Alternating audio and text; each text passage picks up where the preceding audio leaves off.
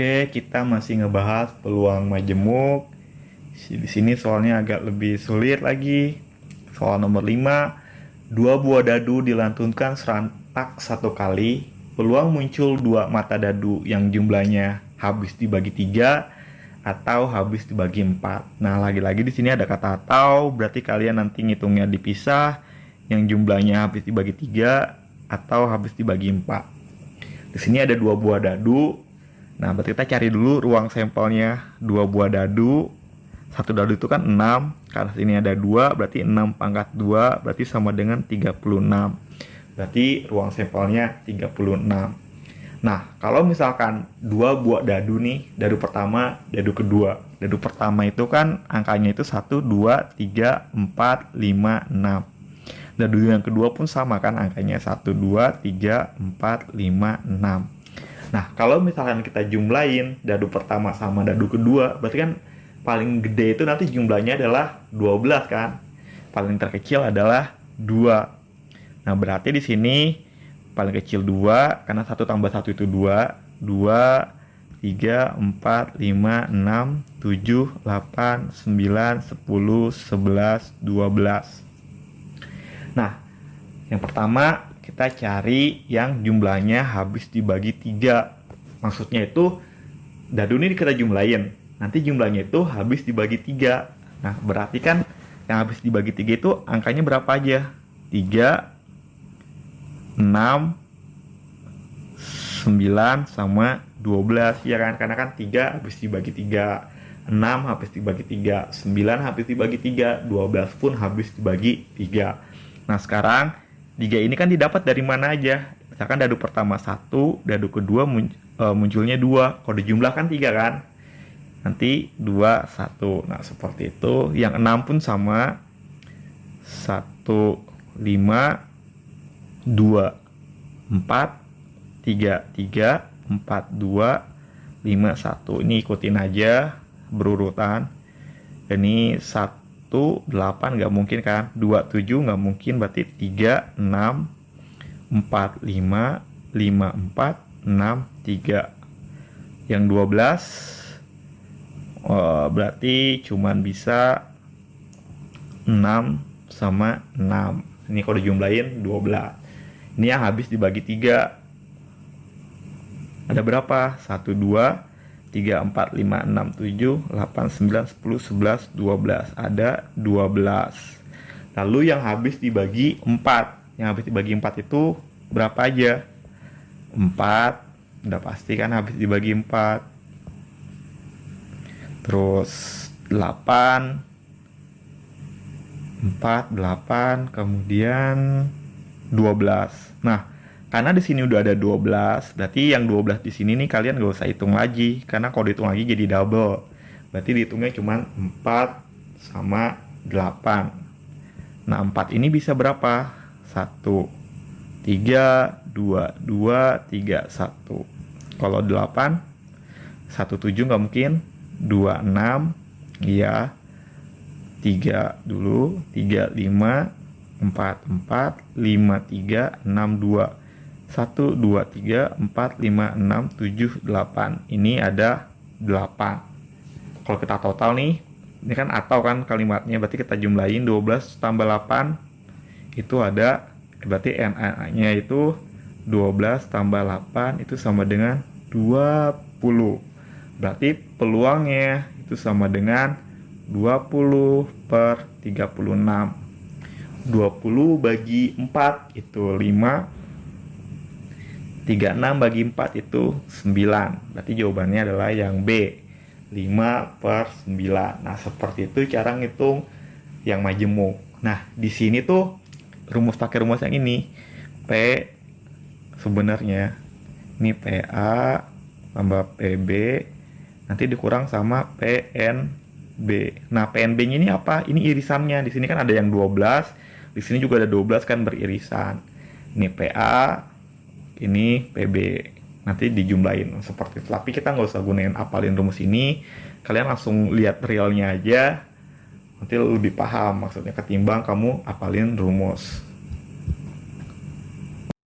Oke, masih di peluang majemuk. Kita ngebahas nomor 21. Ini mirip sama soal UTBK tahun berapa gitu. Saya agak lupa, tapi boleh kita bahas. Di sini sebuah mobil diuji mempunyai peluang gagal dalam ujian karena lampu seperempat, karena setir setengah, karena rem sepertiga. Peluang mobil itu lulus ujian adalah. Nah, di sini kan mobil diuji itu ada 3 pengujian, lampu, setir, sama rem. Di sini peluang gagal dalam ujian lem itu seperempat. Nah, peluang gagal itu seperempat. Nah, berarti peluang berhasilnya tinggal kalau peluang itu kan paling kecil 0, paling besar itu 1. Berarti ini 1 dikurang seperempat. Itu sama aja 4/4 kurang 1/4, ini 3/4. Berarti peluang gagalnya seperempat, peluang berhasilnya 3/4. Ini untuk yang lampu. Lalu untuk yang setir, peluang gagalnya setengah, berarti peluang berhasilnya 1 dikurang setengah, itu sama aja 2/2 dikurang setengah, sama aja setengah. Berarti peluang berhasil sama peluang gagalnya itu sama, setengah sama setengah. Lalu yang rem, peluang gagal itu sepertiga, peluang berhasil itu 1 dikurang sepertiga, itu sama aja 2/3. Nah, di sini kan dia minta peluang mobil itu lulus, berarti peluang mobil lulus itu sama aja. Berarti kan lampunya dia juga harus lulus kan, berarti 3/4. Terus setirnya juga harus lulus setengah, remnya juga harus lulus uji 2/3. Di sini tinggal kamu coret aja yang sama. 3 sama 3 dicoret, 2 sama 2 dicoret, ini sama dengan 1/4. Berarti jawabannya yang C. Nah, seperti itu. Cukup mudah kan? Masih ngebahas soal peluang majemuk nomor 22. Di sini hasil survei dilakukan terhadap 50 siswa menyatakan bahwa 30 orang gemar matematika, 10 orang gemar fisika, tetapi ada 15 orang tidak gemar keduanya. Jika ditunjuk seorang siswa secara acak, maka peluang terpilihnya siswa yang gemar matematika dan fisika. Jadi gemar dua-duanya ini ada berapa? Nah, di sini kalian harus menggunakan pengetahuan kalian waktu kalian belajar diagram Venn waktu di SMP. Nah, kita gambar diagram Venn-nya di sini biar lebih gampang. Ini konsep yang paling mudah sih menurut saya. Di sini semestanya ada berapa? Ada 50.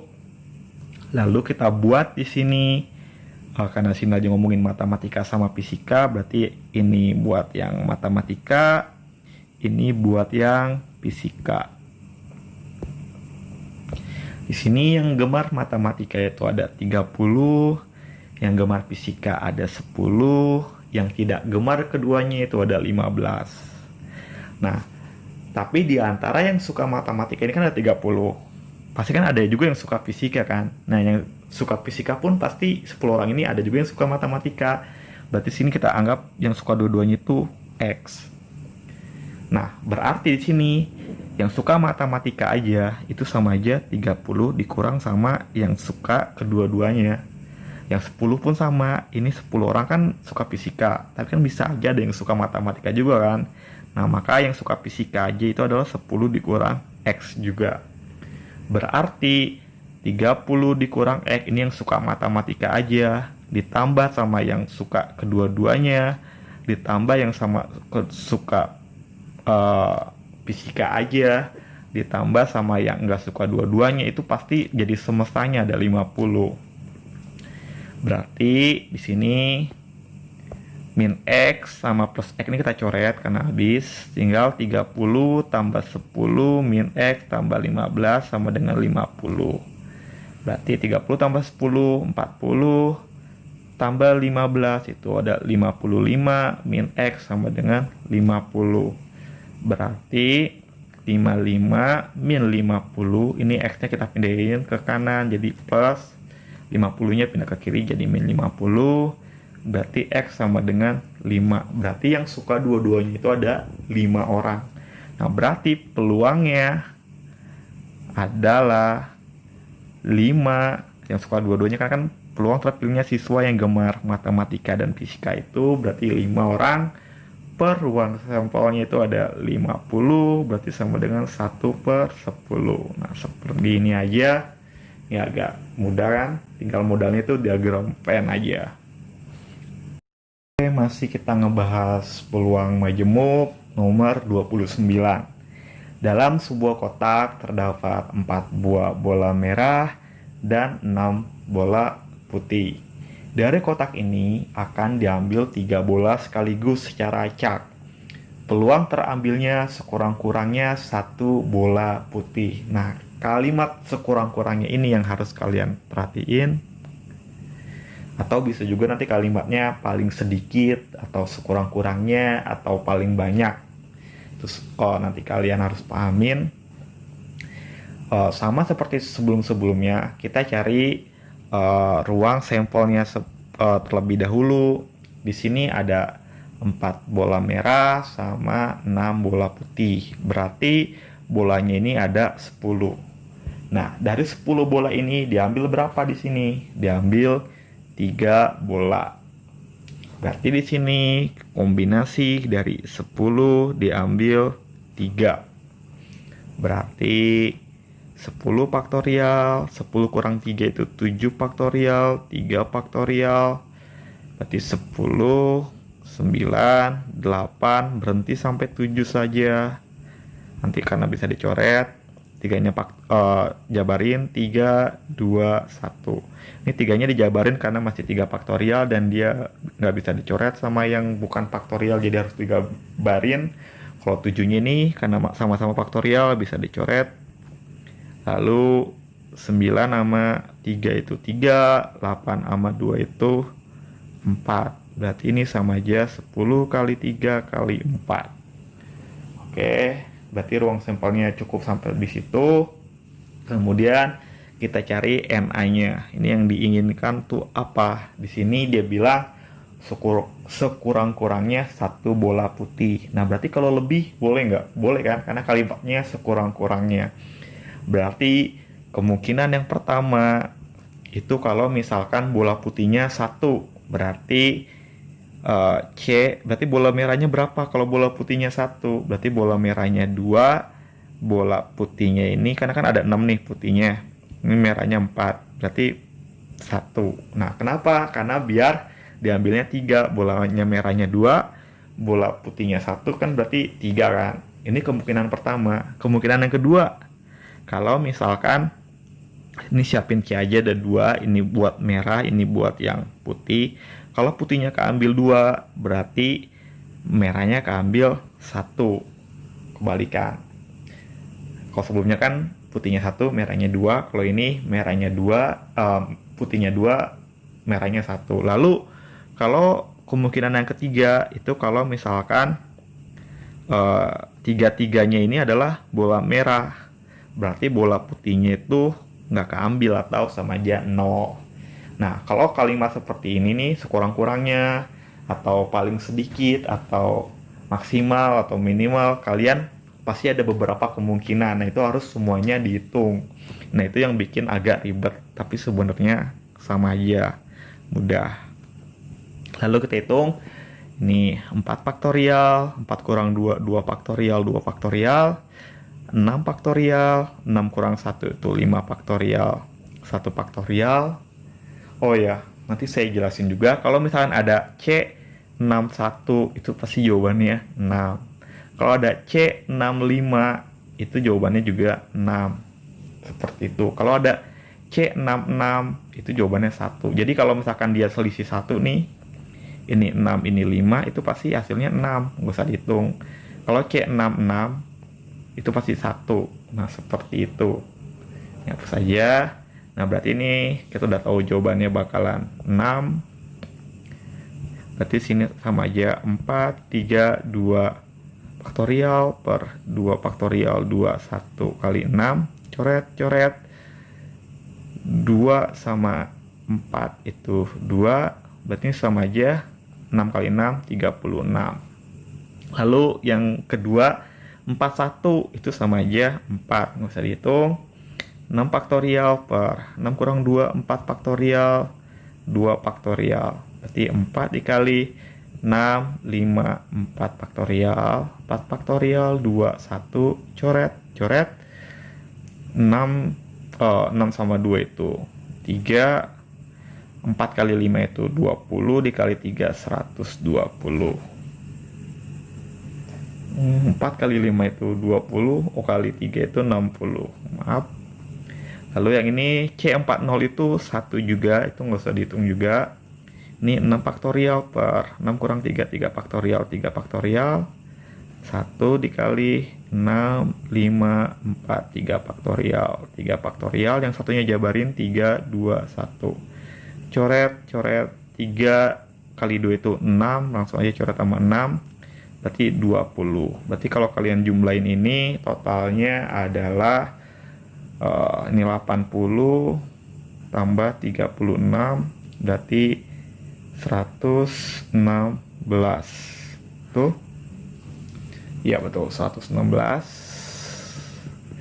Berarti peluangnya adalah 116 per 10 kali 3 kali 4. Ini kalian coret aja. Nanti 116 dibagi 4 apakah bisa?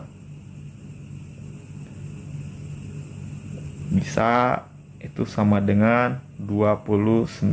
Berarti ini sama aja 29 per 30. Jadi jawabannya adalah yang C. Nah, seperti itu. Ini agak lebih ribet karena di sini ada kalimat sekurang-kurangnya atau paling sedikit atau paling banyak. Itu nanti ada beberapa kemungkinan yang harus kamu hitung. Seperti itu.